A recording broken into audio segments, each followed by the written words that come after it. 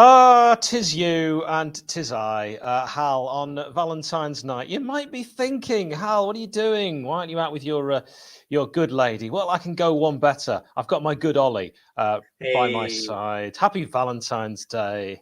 there's nobody I would rather be spending this Valentine's evening with than yourself, Hal. Of course, talking about Sheffield United because it is the most important thing we. Oh, Got you a little card and everything. love you too. I've actually just been out with my wife for a Valentine's meal. I rushed back in. I got in, as you know, about 2 minutes ago. I mean, we could say woefully unprepared, but are we ever really unprepared when it comes to talking about the Blades? No, we always know what to say when we're talking about the Blaze, even when you're having to step in last minute because Nick is stuck in Wakefield in horrific traffic. But we always know how to talk about United. Yeah, and in this match preview, you're going to get Blades and Borough team news ahead of the 8 p.m. kickoff at beautiful downtown Bramall Lane on that middle of the weekday, beginning with W, as well as last time out, player connections, and wait until the end. We've got some extra special score predictions. A big shout out to our lovely, lovely members. You are all absolutely fantastic. Hit join if you'd like to support the channel. Keep the lights on, which you'll notice are a little bit darker today because I didn't get time to put my proper lighting in, nor my shirts in the background. They don't live there, Ollie. I didn't know. I think you saw me. I just assumed you were still outside. I thought I was like, where's he filming from? Is he still in the restaurant? Has he asked him to use the office? But no, that's just peek behind the curtain at Hal's. That's how it looks. And yeah, I had a lovely meal out with the wife. I've had too much steak. You know that feeling when you're so full, you've only got room for dessert? Yeah. Yeah. Because it's a different stomach, isn't it? Yeah, I'm going to say, because that's the thing, isn't it? It's food goes to the belly, but dessert goes to the heart. So, you should be fine. I've always thought of it like you've got the pudding pipe and then you've got everything else. Yeah, I'm had to grow the beard to cover my pudding pipe. It's Valentine's night and Ollie's already talking about his pipe. Let's move on. NordVPN, you didn't want to be mentioned after that. Thank you to each and every one of you. Let's say, for example, you were overseas and you still wanted to watch BBC iPlayer. Who could that apply to? NordVPN could be very useful. Parrot Peel as well. They are fantastic. The musical ensemble with 98 members in 14 different countries. Do take a little moment to search out them. And our newest sponsor of the channel, Indigo Resurrection Bar, which is Sheff United Way's dedicated pre-match drinking establishment. Ollie, what have you made of that bar? Yeah, it's really good. It's a nice place. You get a bit of a discount with your season ticket, which is always very much appreciated. It's got a really nice vibe. There's a pool table. They've always got the football on, so I can never complain. I'll be in there on Wednesday before the game. Yeah, looking forward to it. Whenever there's a cheap drink, I'm always in. Yeah. I mean, I'll go with the pie option, to be honest. That's yes, if there's a cheap pie, definitely. If Pucker want to sponsor, get them in. Other pie companies are also available to contact us. Now, the EFL has released a statement that it has been waiting for some time for a response to its queries for Dozie and Bozie, the potential new Sheffield United owner from Nigeria, and won't proceed until it is satisfied. There's been a few different stories come out today about him. I don't know about you. My kind of personal gut feeling is I don't want to talk about it too much in case either nothing happens or you say the wrong thing. And I don't want to say the wrong thing because really I'm sure you feel the same way, Ollie. I'm just so unsure. Yeah, exactly that. You don't know really what's going on. We're not entirely certain of what this situation looks like. And also, we don't know if it's positive or negative. We don't know if this would be a really good thing for the club or a really bad thing for the club. So it's hard for us to really take a stance or really push things forward. I think it's important we do where we can tell people what's happening, or at least as much as we know. So we know he did the interview. We know the EFL have released a statement. And then we just have to keep a watching brief to see what comes next. Yeah, absolutely. Well said. And Ollie has a video from that Rio Ferdinand's interview on this channel. Well worth checking out with stuff, bits, and crucially things that we learned from that video. Blades 3, Swansea 0. Woof. What a game. I'm on a bit of a roll. Don't know if anyone's noticed this with me predicting the exact score. I'm doing it off air as well in terms of off this channel. I'm doing it on my sort of daily radio show where I'm predicting Premier League scores. I've now got the last 4 weeks of the game I've been choosing correct. So there's a little bit of talk. There's a little bit of talk in town. How's on something special? So I am going to predict a Blades win. Obviously, now I have to. Yeah, you can't not now. If you're on a roll and what you're saying's come true, if you are effectively Hal the Octopus from a 2012 World Cup niche reference there, I think you've got to keep this going. I mean, obviously this game, United, it was just so easy, really. You know, I thought for the first 10, 15 before Sander scored, yeah, it was probably an even game. Swansea had started well, but it's just kamikaze defending that gave United so many opportunities, playing themselves into danger. And really just such a comfortable win. Hopefully something so easy that it means that we're ready for a battle this week, because this one's going to be possibly the hardest game coming up, I think. Yeah, give me 3 players that you think, I know everyone put in a shift, but that really stood out. Yeah, I think obviously Sander, after everything that's gone on, was really great for him to get that goal. And what a goal it was. If you've not seen, by the way, have you seen the alternative angles that United? Oh, yeah, just strokes it in. It's beautiful. It's such a nice goal. I think Bogle, everything we did went through him down that right-hand side. He was absolutely outstanding. And then, as always, you can't not shout out Jackie Longthrow, because he does everything 100% committed.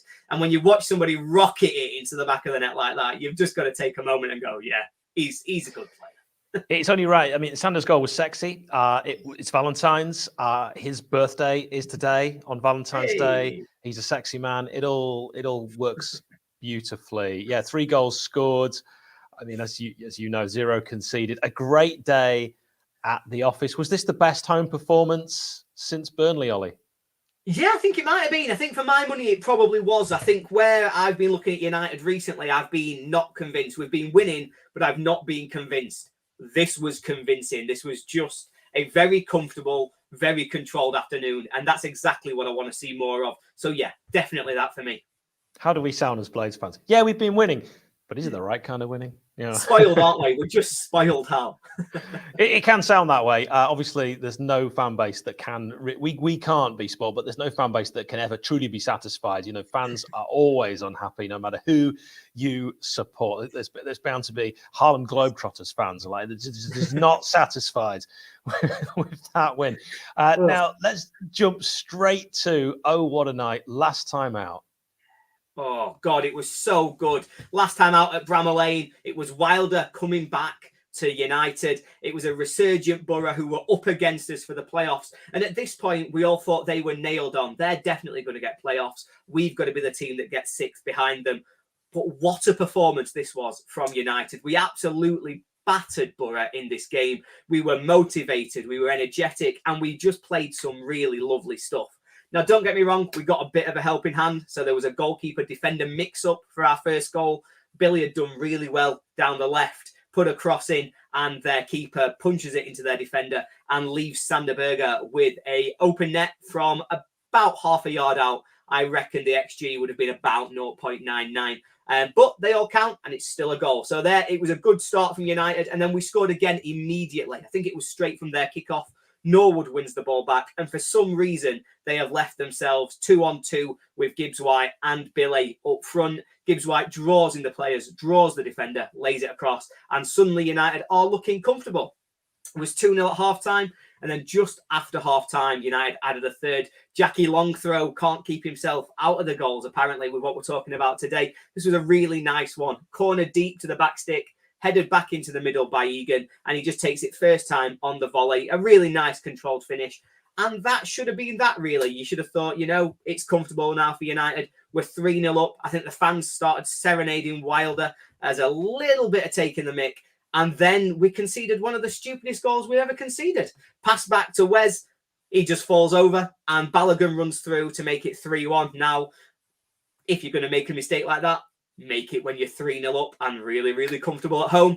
But my word, did we save the best till last? It didn't finish 3-1. No. It finished 4-1. Now, last week, we were talking about the game against Swansea and how last year Baldock scored goal of the season. This was the only other contender. Morgan Gibbs-White scores an absolute worldie. Got nice play down the left. I think it's Osborne crosses it across, and he just flicks it into the far corner. If you've not seen it, if you can't remember it, go and watch it, because it was an excellent goal and a real cap on a fantastic 4-1 win for United, which we can't complain about. We'd take that this week, wouldn't we, Hal? Oh, just a bit. Absolutely. I mean, my main concern is where we're going to jump into next, which is injuries. What a season plagued with injuries, Ollie. And to be honest, I'm fed up of talking about them, and I don't really want to be thinking about them. It. But Billy Boots is wearing a medical boot. Not what I want to hear about that at all. Very much a doubt. Billy Sharp, I was really worried when I saw him leave. I thought it might be more serious. We actually don't know how serious it is. It seems very likely to miss this game. And maybe a few more. But I guess good. Daniel Jefferson is back as an option from his suspension. Kieran Clark could be back on the bench after a long layoff, kind of bolsters the squad alongside Johnny Fleck, who drinks Iron Brew. He could be back here. Ollie Mack looks set for his first start in a while. Ollie McBurney back, replacing Sharp, you sure has to be. Still unsure on Tommy Doyle, as he hasn't played since Wrexham away, which I think is a concern. I'm genuinely worried, and I did say it, that Tommy Doyle, we're not being told everything. Who knows? Hopefully he's back, but I mean, there was some talk, wasn't there? Was it pre-game that he was limping? Yeah, it's a weird one, the Tommy Doyle situation. It seems as though he's never really got fit all year. From that calf injury he had pre-season, it's just rolled on. And yeah, I'm worried about Tommy Doyle. Here's what Nick reckons is going to be the lineup against Middlesbrough. Obviously, Ligue 1 Wes in goal. Ahmed Hodzic, nailed it. Egan, Jackie Long throw. Then Bogle, Max Lowe. We've got Ollie Norwood, McAtee, Sander, Skillyman and Die, and Ollie McBurney, pal, up top. Any arguments? No, that's the team I'd be looking to put out. I think, I still don't think that midfield, we were fantastic last week, and that midfield were a massive part of that performance. But I still feel as though in a game like this, you want a John Fleck, you want a Tommy Doyle, you want somebody who can give you that little bit of balance in there. Because I feel as though with McAtee and Berger together, while it's good creatively going forward, leaves you a little bit lightweight coming back. So that worries me a little bit. But no, I think looking at who we've got available, that would be the 11 that I'm putting forward. And I think given the run that we're on, we can't really complain about not making any changes. Hey, it wouldn't even surprise me if Tommy Doyle, after people saying he's been limping in the previous match, was even out there against Borough. Because you just never know. So, the press conferences, they don't ever really give anything away. And in a way, I kind of want that, because you don't want the opposition to have any kind of upper hand at all with knowing who's actually injured. And Hecky's there with his "Would I lie to you" card, telling us what he wants to tell us. Because really, the press conferences are, no, I'm not going to talk about the takeover, and so-and-so's back on the grass. As I believe Tufty Club said exactly that in their most recent podcast, and Blades Pod have said the same thing as well. So by the way, do listen to those, and Red Half of Sheffield. Fantastic, each and every one of them. Let's get the opposition from Ollie. Yeah, so opposition, what are they looking like? So thank you very much to Dex. So Dex is at ___ DEX_. He's a fantastic Borough fan, very knowledgeable, and definitely worth a follow. In terms of their injury news, it sounds as though there's really nothing new at all. They've got some long-term injuries. They've got Matt Clark out, we think, for the season. And then also Darnell Fisher, who has been unavailable for the best part of 2 years. Not expecting anything else beyond that. I know there was some suggestion that Cameron Archer might be a doubt for this one, but it sounds as though he probably is expected to play, and that might just be a little bit of mind games to try and get against United. So I think their 11 is going to look something like Zach Steffen in goal. Obviously, he had a bit of a stinker last week, letting a shocker of a goal against Cardiff, and he has got that in him. So maybe that's something we want to take advantage of, get him under pressure, because they are going to play out from the back. Their back four will be Tom Smith. I think Dyle Fry will come back in place of Paddy McNair. I think he'll be playing with Darrell Lenihan. They'll have Ryan Giles, who is one of the outstanding fullbacks in the division. He really is excellent. I think they'll have Johnny Howson and Hayden Hackney in midfield. Now, in terms of intel, I don't have loads, but Hayden Hackney was fantastic for me last year on Football Manager. And that's what you come to the channel for. In terms of their attacking options, I think they'll have Marcus Force, Riley McGree. I think Cameron Archer will play. And then, of course, their main man, Chuba Akpom. Now, Hal, quiz question for you. Before this season, Chuba Akpom had scored 12 goals in England. How many games had he scored those 12 goals in? I'm going to say it was probably, the idea around this is probably quite a few. A few, yeah, 1 or 2. 40, something like that? He got 12 in 120 before this season Wow. as a centre forward. This year, he's got 17 in 26 and is the top scorer in the championship. So that shows you how form can turn. Wow. I mean, for Ini Aluko, that's a goal a game. Marcus Force, I saw him. He was not a force to be reckoned with in pre-season. I saw him play against Maidenhead United, and he was absolutely bobbins. So hopefully continues. The same again. Exactly. We'll take the same again. Thank you very much to Dex for helping us out there, and Ollie for, reading the words. Opposition view from Roy's View From. Go to roysviewfrom.com. These are Borough fans' opinions of kind of you're rubbing your hands of glee because you know where this is going, of what they think. And they are a cocky bunch. Let's just be honest. I have no feelings towards Middlesbrough at all. Previously, in a previous life, I actually did some work with Middlesbrough Football Club, and I know we'll talk about that off air what I did, but a complete apathy towards them until I read this. They're rattled as heck. Okay, what is this rattled term, Ollie? This rattled term, it arrived after we played a Welsh team in the English FA Cup, and I'm hearing it constantly. We're not rattled. But we're not rattled. Apparently, we're just rattled, Hal. Just rattled. Like, I'll tell you the thing is, right? If you can't enjoy wait, sorry, can I just throw it out there? Are you about to be rattled about being rattled? Yes. But my issue is, like, people have said, Sheffield United fans have over-celebrated in this, victory over Wrexham. I always think, like, football's entertainment. If you can't celebrate against the team you beat in a football match, there really isn't any point you watching football. That is kind of all it is. So we weren't rattled, we just... If anything, we were relieved. Yeah. Well, we were, it starts with R, but it's a completely different word. It has a totally different meaning. I'll carry on reading. Okay. They're rattled as heck. Their next 10 games: Borough 3rd, Millwall 5th, Watford 6th, Spurs in the Cup, Blackburn 8th, Reading 18th, Luton 14th, Sunderland 7th, West Bromwich Albion 9th, Norwich 10th. They need a strong start against us because that run is solid. And if they lose confidence and form, it'll quickly cost them. Wow. I mean, it's this message. And I know, obviously, they keep getting carried away and they've got more. In fact, my point, I'll let you read the next one, Hal, and then I'll tell you my point. We have enough to win this game. We're playing the best football in my 30 plus years as a fan. So, their best football in 30 plus years for this guy as a fan. They're saying that if we lose this game, we're going to lose confidence and form and it'll quickly cost us. Over the last 10 games, we've got more points than Middlesbrough. They're playing the best form of 30 plus years and we've got more points than them over the last 10 games. Rattled on. I'm rattled, and so I'm throwing stats out. Well, it's perfect for the next one. We will rattle them and win comfortably, and they will start doubting. They have a tougher schedule, spelled wrong, than us, and come Saturday, the gap could be as little as 4 points. But if we lose on Hump Day, we can forget about top two. But I think we will see nerves settling in for them very soon. They have everything to lose, and we have everything to win. Of course, that's not the saying. They imploded just before the World Cup. Yeah, I don't really remember that. They didn't win for 5 games. Who's to say that won't happen again, especially with their next 3 fixtures being teams in the playoff chase? Their own seem to think they are some sort of footballing side. Stupid sentence.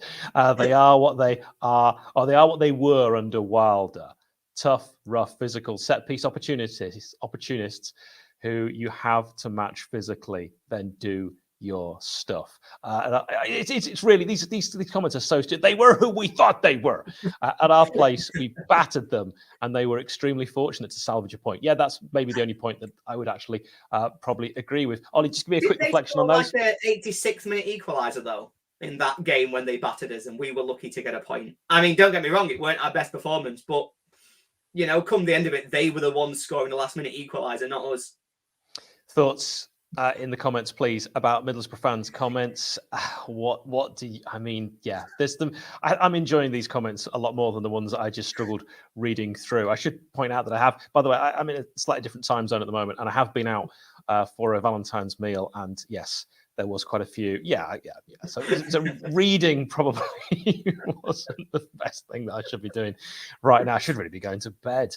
Right, the referee for this is Andre Mariner. I mean, we aren't out of the woods yet, Blades. The referee for this game, Andre Mariner from the West Midlands. He was in charge of our away game at Borough, you might recall, Ollie. Yes, yeah, he was. He obviously just loves reffing us against Borough. I think that game was an interesting one. Seem to remember him falling out with Heke at one point, which is always a really good sign. He wasn't just he likes me to center attention, doesn't he? And he's that kind of manager for me. I know they do. That's why they're refs. But yeah. I mean, a lot of them do.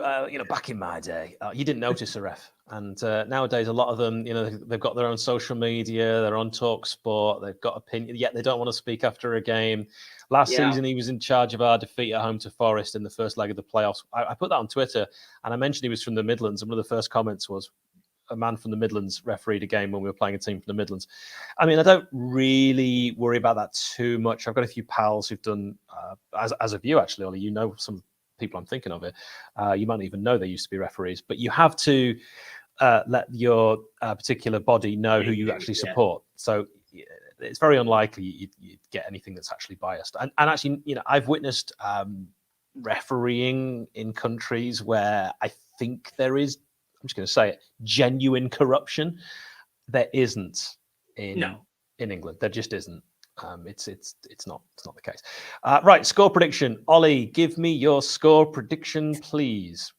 I think that this one is going to be a draw. I really found it hard to try and separate the two teams. I think both are fantastic at the minute. I think they're two of the best three teams in the division. I think we might as well write off Burnley and say that these are the two of the best teams of the 23-team division. That doesn't count Burnley because it's not fair that they keep getting included.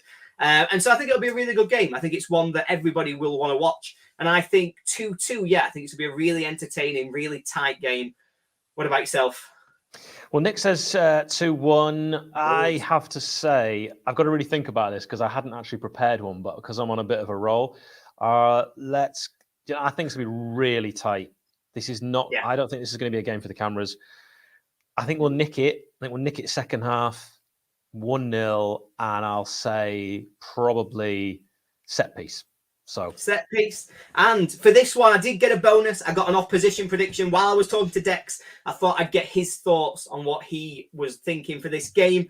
His real breakdown was he's worried about our right-hand side up against their left. He thinks they're a little bit weak defensively down that side.